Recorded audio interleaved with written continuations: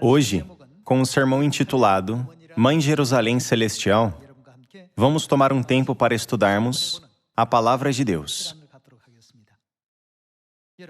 Irmãos e irmãs, se alguém diz que não existe mãe neste mundo, as pessoas pensarão que ele ou ela é alguém muito estranho. Porém, se alguém disser, existe Deus Mãe, que existe no mundo espiritual, ele ou ela é considerado como alguém muito estranho e criticado por crer numa doutrina estranha. Isso não é irônico? Se um homem der uma palestra e disser, as mães não existem neste mundo, o que a audiência pensaria sobre essa palestra? Eles pensariam que há algo de errado com ele e que não vale a pena ouvir a sua palestra.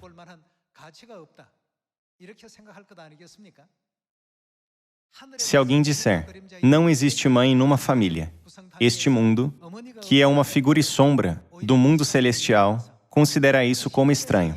Porém, esse mundo diz que é estranho se falarmos. Deus Mãe existe no reino dos céus, que é a realidade. É muito surpreendente. As mães devem existir nesta terra, e a Mãe Celestial também deve existir no reino dos céus. A Mãe Celestial é a salvadora das nossas almas, que estão vagando sem saber para onde ir. Ela nos guia para o eterno reino dos céus. Porém, é bizarro que muitas igrejas insistem que Deus Mãe não existe no mundo espiritual. Ironicamente, essas igrejas são reconhecidas como verdadeiras e suas doutrinas e ensinamentos são aceitos como verdadeiros. Então, o que a Bíblia nos ensina sobre esses assuntos? Não devemos discernir sobre quais doutrinas estão certas e quais doutrinas estão erradas? Vamos ver no Evangelho de Mateus, capítulo 7. Jesus não disse, nem todo o que me diz, Senhor, Senhor, entrará no reino dos céus, mas aquele que faz a vontade de meu Pai que está nos céus. Então, devemos confirmar se é a vontade do Pai que Deus Mãe exista, ou se é da vontade do Pai que Deus Mãe não exista, não é? É por isso que o título do sermão de hoje é Mãe Jerusalém Celestial. Jerusalém é outro nome para a Mãe Celestial. De acordo com a Bíblia, Deus deu uma promessa muito importante à humanidade que permite que ela possa entrar no reino dos céus. É por isso que a Bíblia descreve a nós que estamos na verdade e que creem corretamente em Deus como os filhos da promessa. Vamos para a Epístola aos Gálatas, capítulo 4, versículo 28, para confirmar isso. Epístola aos Gálatas, capítulo 4, versículo 28 está escrito: Vós, porém, irmãos, sois filhos da promessa como Isaque. Aqui, a parte importante que precisamos prestar atenção é na promessa. Qual promessa é dada a nós que nos permite ser chamados de filhos da promessa? Vamos ver na primeira epístola de João, capítulo 2, para ver o que Deus nos prometeu. Capítulo 2, versículo 25.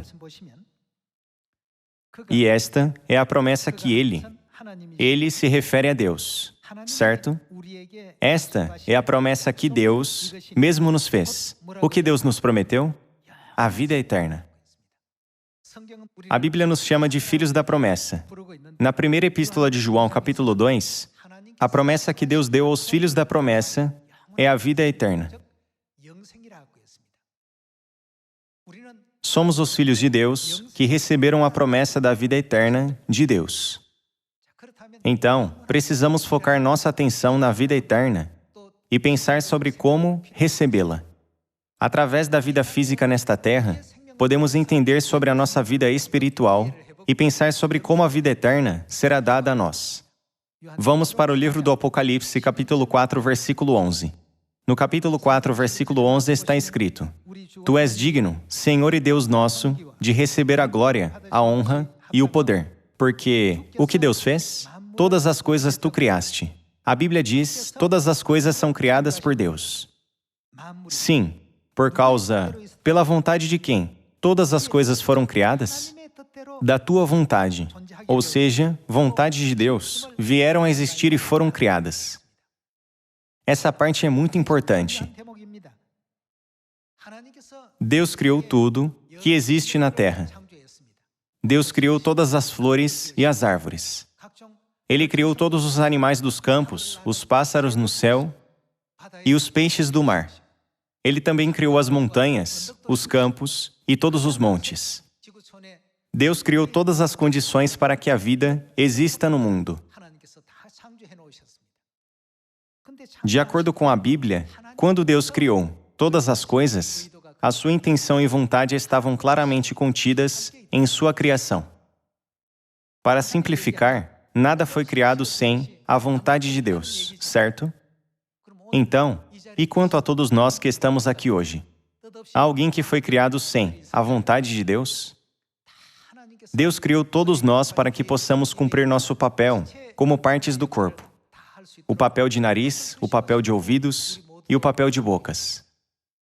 Há uma razão pela qual uma pedra foi atirada à beira da estrada ou um pedaço de madeira foi colocado ali. Deve haver um motivo para eles estarem em um lugar e tempo específico. Nada na criação de Deus é feito em vão ou é inútil. Devemos sempre lembrar que tudo que foi criado desempenha um papel muito importante na obra da criação de Deus.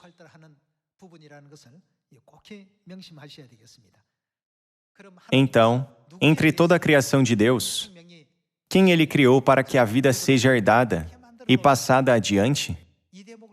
Apenas quando pensarmos completamente sobre esse assunto, podemos descobrir a verdadeira vontade de Deus. Se vocês fossem a outras igrejas e organizações religiosas, vocês ouviriam eles falando sobre a vida eterna.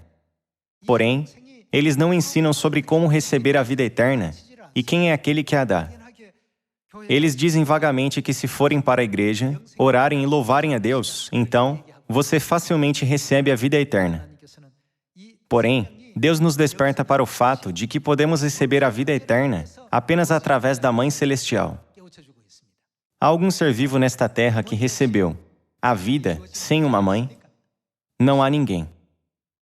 Irmãos e irmãs, vamos pensar sobre a efêmera, um inseto aquático. Já que as efêmeras vivem apenas um dia, elas também são chamadas de moscas de dia. Elas vivem por um dia e depois morrem.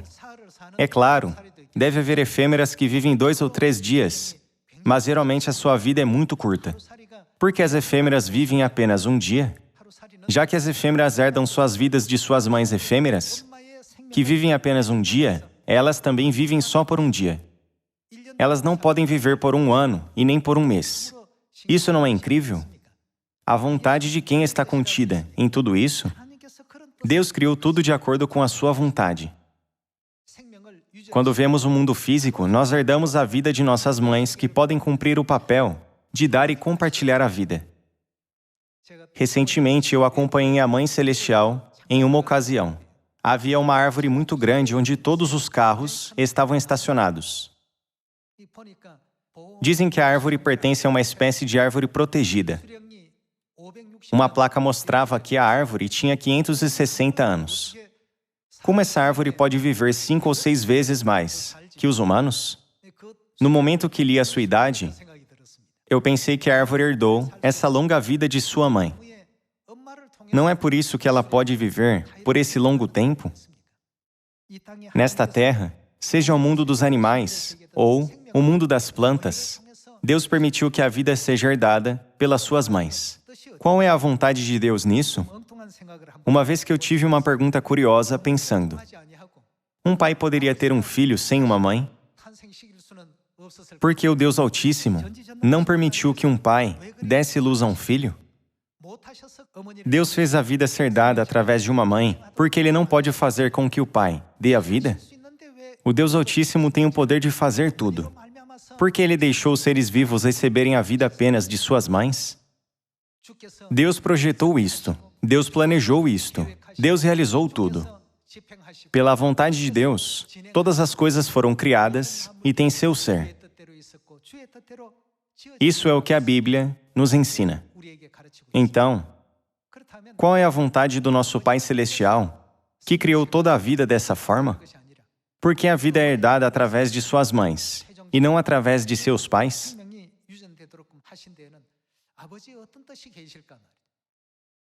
De acordo com a Epístola aos Hebreus, capítulo 8, o sistema terreno é uma figura e sombra do sistema celestial. Recebemos o status como filhos da promessa. A promessa de Deus dada a nós, os filhos da promessa, é a vida eterna. Por esse motivo, não podemos deixar de discutir sobre o assunto da vida eterna.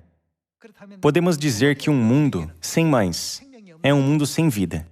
Não é verdade? Um mundo sem uma mãe é um mundo de morte. Isso porque a vida não pode existir em um mundo assim. Então, por que Deus fez assim? Deus mostrou a Moisés o templo celestial invisível e ordenou que ele construísse um templo terreno como um modelo na terra. Assim, Deus também quis mostrar para a humanidade sobre a família celestial ao criar uma família terrena neste mundo físico. Para que a humanidade receba a promessa da vida eterna e se torne os filhos da promessa, o que devemos ter? Havia verdadeiramente a providência invisível de Deus em nos ensinar que a vida eterna nunca pode existir sem a existência da nossa Mãe Celestial. Então, devemos confirmar se a Mãe Espiritual existe ou não no mundo espiritual, não é? Vocês creem que podem receber a vida eterna? Vamos pensar no caso das efêmeras. Dizem que as efêmeras vivem apenas por um dia. Como outro exemplo, vamos ver os cachorros que as pessoas criam em seus lares. Dizem que o tempo médio de vida de um cão é de 15 anos.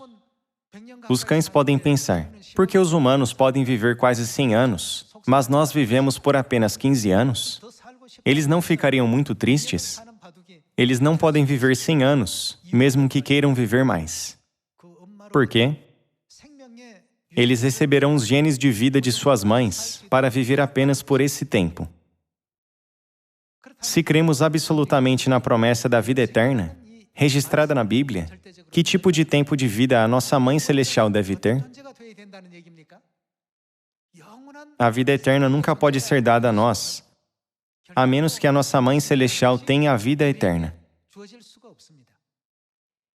As efêmeras vivem apenas um dia e os cachorros vivem cerca de 15 anos. Isso porque eles receberam esses genes específicos da vida de suas mães. Então, para recebermos os genes da vida eterna e viver para sempre, quem a nossa Mãe Celestial deve ser? A Mãe Celestial deve ser Deus, não é? Apenas quando ela se torna a nossa Mãe Celestial, que tem os genes da vida eterna, podemos ter a confiança de que podemos herdar a vida eterna, não é? Quando entendemos esse princípio, podemos compreender claramente por que Deus Mãe deve existir. Sem Deus Mãe, nem eu e nem vocês podem receber a vida eterna. Quando Deus criou tudo na terra, Deus colocou a sua vontade nela. Já que a nossa Mãe Celestial vive para sempre, ela deve ser Deus. Então, precisamos pensar cuidadosamente sobre por que a Bíblia descreve a nós como parte da família celestial. Porque Deus usa o título de Pai e porque Ele nos dá os títulos de filhos e filhas. O título de filho e filha não pode ser dado sem motivo. O título de pai não foi simplesmente fabricado. O título de mãe não foi simplesmente fabricado também. Deus diz na Bíblia, meu povo está sendo destruído porque lhe falta o conhecimento. Devemos nos esforçar para ir ao reino dos céus, onde todos os nossos irmãos e irmãs, em Sião, podem desfrutar da vida eterna e da eterna felicidade nesta estrela e naquela estrela amanhã, com o nosso Pai Celestial e nossa Mãe Celestial.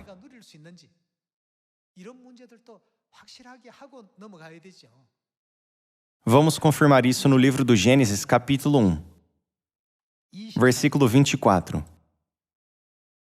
Disse também Deus, produz a terra seres viventes, conforme a sua espécie, animais domésticos, répteis e animais selváticos, segundo a sua espécie. De acordo com o que Deus disse, o que aconteceu? E assim se fez. Versículo 25. E fez Deus os animais selváticos, segundo a sua espécie, e os animais domésticos, conforme a sua espécie, e todos os répteis da terra, conforme a sua espécie. E viu Deus que isso era bom. Também disse Deus: façamos o homem à nossa imagem, conforme a nossa semelhança. Irmãos e irmãs, o que vocês percebem enquanto leem esse versículo? A Bíblia não descreve Deus que criou a humanidade no singular, e sim no plural, já que ele diz: façamos o homem. Então, não é fácil entendermos que Deus, que criou tudo, incluindo a humanidade, não é um Deus singular, mas deuses no plural? Vocês acham que Deus, que escreveu a Bíblia, não sabe distinguir entre o conceito de façamos e o conceito de farei?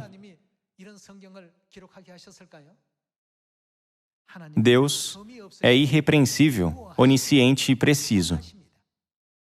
Então, no versículo 26 está escrito: também disse Deus: façamos o homem à nossa imagem, conforme a nossa semelhança. Tenha ele domínio sobre os peixes do mar, sobre as aves dos céus, sobre os animais domésticos, sobre toda a terra e sobre todos os répteis que rastejam pela terra. Versículo 27. Criou Deus, pois, o homem à sua imagem. A imagem de Deus o criou. De acordo com a imagem de Deus, quem ele criou? Homem e mulher os criou. A Bíblia registra que Deus, que disse: façamos, criou o homem e também criou a mulher.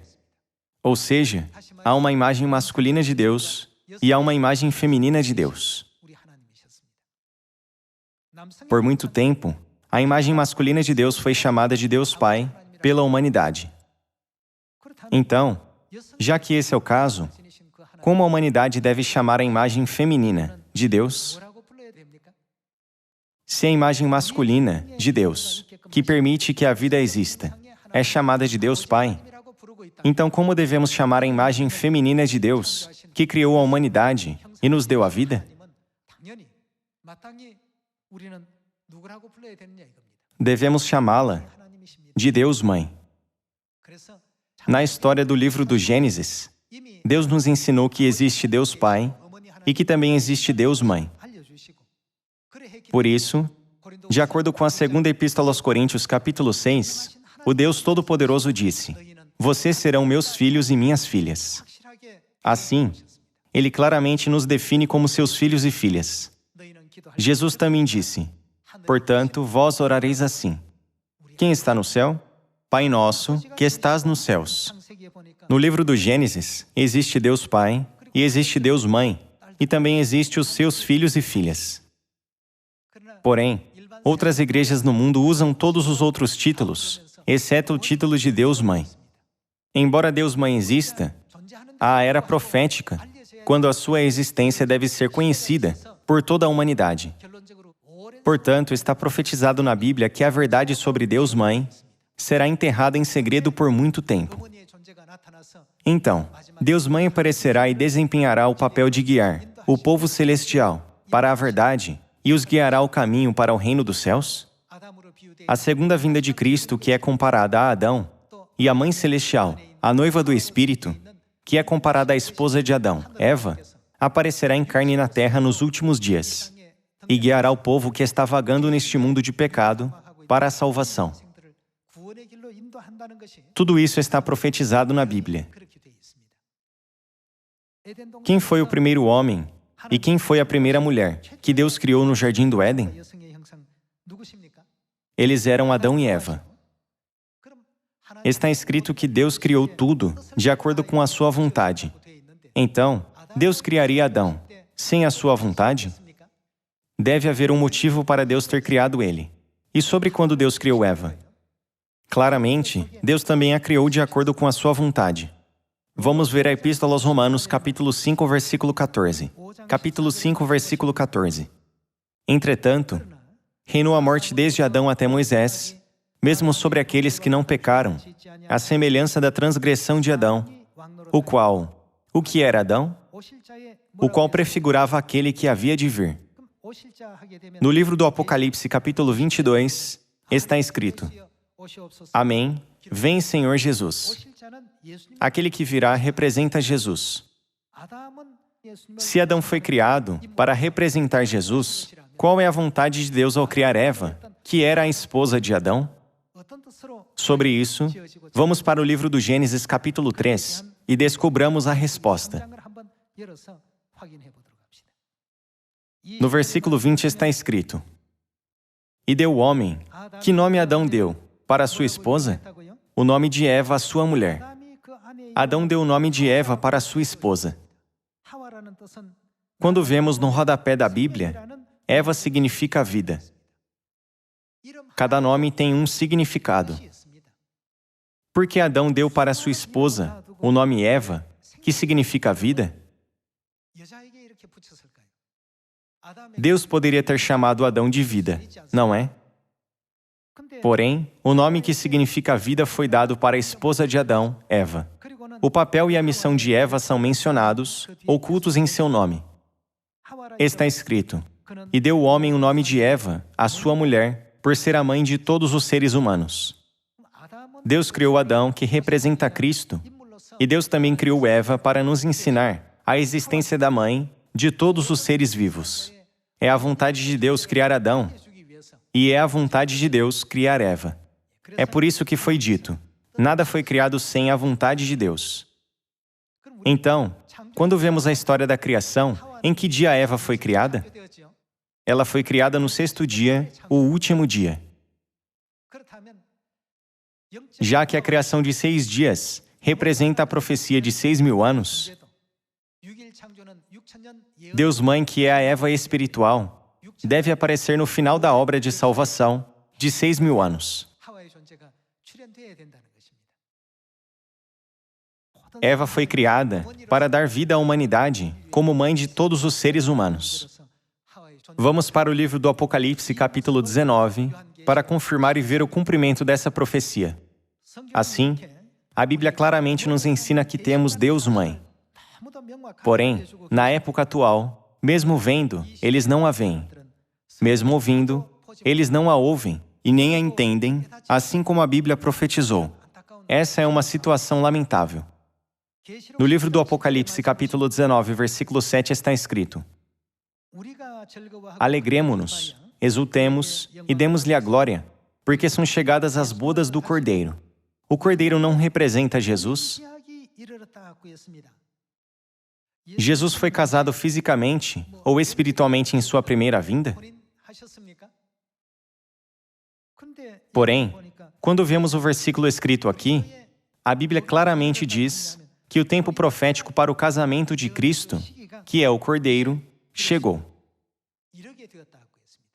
Porque são chegadas as bodas do Cordeiro, cuja esposa, o que ela fez? Ela, a si mesma, já se ataviou. Isso não implica que a noiva do Cordeiro não tinha se ataviado antes? Ela não estava pronta antes. Porém, a Bíblia diz: agora, a sua esposa está pronta.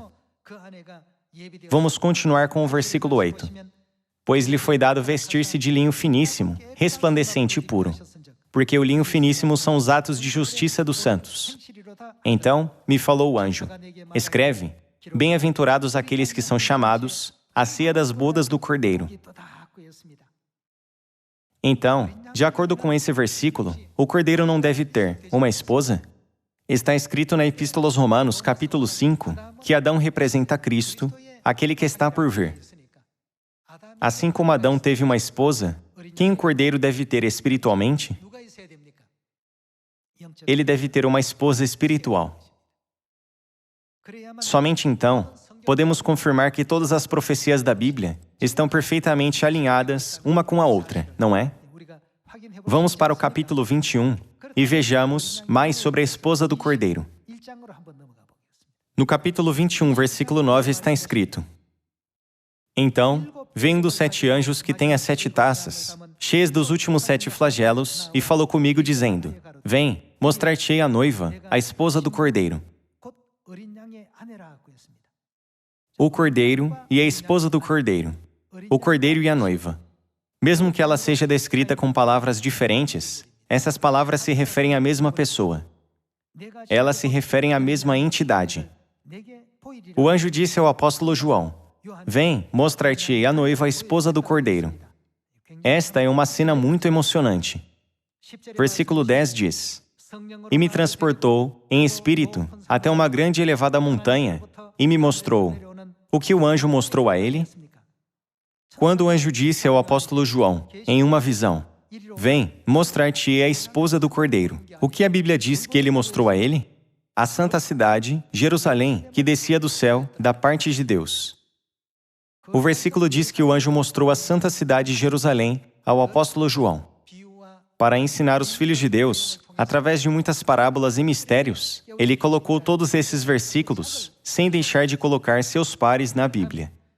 Então, qual é a relação entre Jerusalém, que é a esposa do Cordeiro registrada no livro do Apocalipse, capítulo 21, e nós?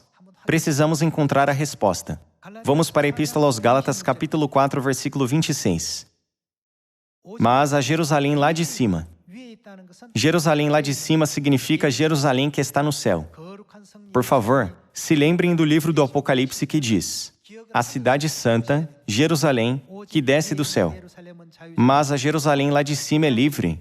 A qual é? Quem é ela? Nossa mãe. O anjo disse ao apóstolo João: Mostrar-te-ei a esposa do Cordeiro. E mostrou a ele a Jerusalém. Jerusalém é nossa mãe celestial. A esposa do Cordeiro é Deus, a nossa mãe celestial. Vamos continuar com o versículo 27. Porque está escrito: Alegra-te, ó estéril, que não dás à luz. Exulta e clama, tu que não estás de parto. Porque são mais numerosos os filhos da abandonada que os da que têm marido. Vós, porém, irmãos, somos o quê? Sois filhos da promessa, como Isaque. Em outras palavras, já que a promessa é a vida eterna, nós somos os filhos que receberam a promessa da vida eterna, como Isaque. Como, porém, outrora, o que nascera segundo a carne perseguia ao que nasceu segundo o Espírito, assim também agora. Contudo, que diz a Escritura? Lança fora a escrava e seu filho, porque de modo algum o filho da escrava será herdeiro com o filho da livre. E, assim, irmãos, somos filhos não da escrava, e sim da livre. A mulher livre é nossa mãe celestial, de acordo com o versículo 26.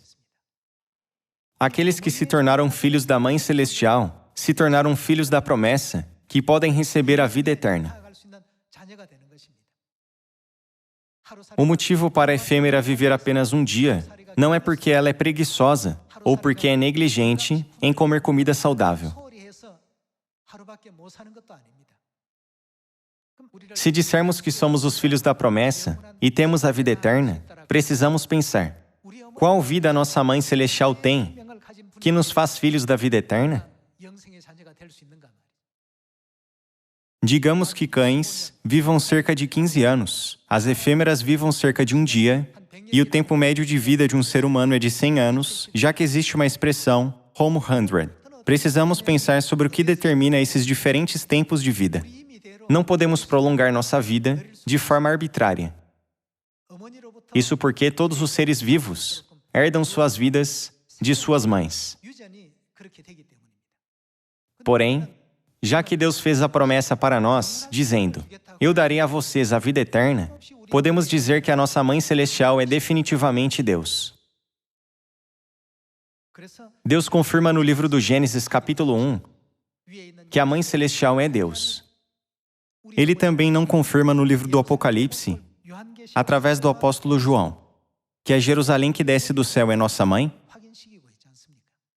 Irmãos e irmãs, agora nos tornamos parte da família celestial. O amor que a Mãe Celestial sempre tem pela nossa família celestial não pode ser visto com olhos humanos, ou tocado, ou entendido com a compreensão humana. Porém, nós devemos compreendê-lo. Há uma autora, chamada Helen Keller, que disse que a coisa mais preciosa no mundo é o que podemos sentir e não o que podemos ver ou tocar.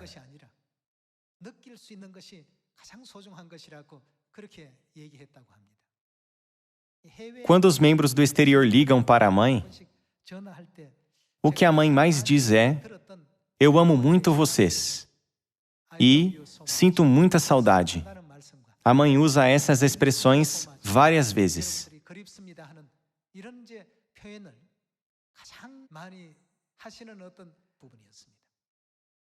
Pode haver muitas coisas que ela podia dizer, mas ela sempre diz essas coisas em particular. Um dos poetas coreanos disse: "Não há palavras mais emocionantes do que eu amo você e sinto sua falta, mesmo que essas sejam palavras comuns." Essa foi sua conclusão depois de sua pesquisa. Há uma maneira melhor de expressar o coração de alguém? Ele não pôde encontrar uma maneira melhor. Ele disse que não há expressão melhor do que dizer eu amo você ou sinto sua falta. A mãe nunca se esquece de dizer isso aos seus filhos. Acho que mesmo que essas palavras pareçam comuns, essas são as palavras mais lindas que ela poderia dizer a nós, que ela anseia ver.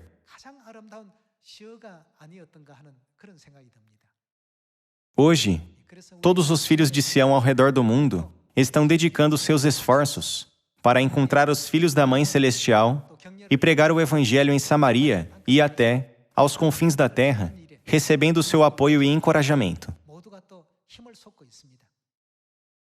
Todos os filhos de Sião devem crer firmemente e estar confiantes de que temos a Mãe Celestial. Devemos sempre estar felizes e regozijar na palavra de Deus. E com essa fé, devemos entregar o amor do Pai e da Mãe a todas as pessoas do mundo em 2022. Em Sião, vamos construir a união, harmonia, consideração, encorajamento e apoio uns aos outros. Com isso, espero que toda a nossa família celestial retorne ao eterno lar celestial, segurando as mãos da Mãe. Podemos ter ficado exaustos com a pandemia de coronavírus, mas vamos nos animar. O reino dos céus espera por nós. Estamos agora dando passos definitivos adiante. Isso porque Deus Pai e Deus Mãe são nossos verdadeiros salvadores. Esperando que permaneçamos firmes nesta fé até o fim, até entrarmos no eterno reino dos céus, gostaria de concluir o sermão de hoje. Muito obrigado.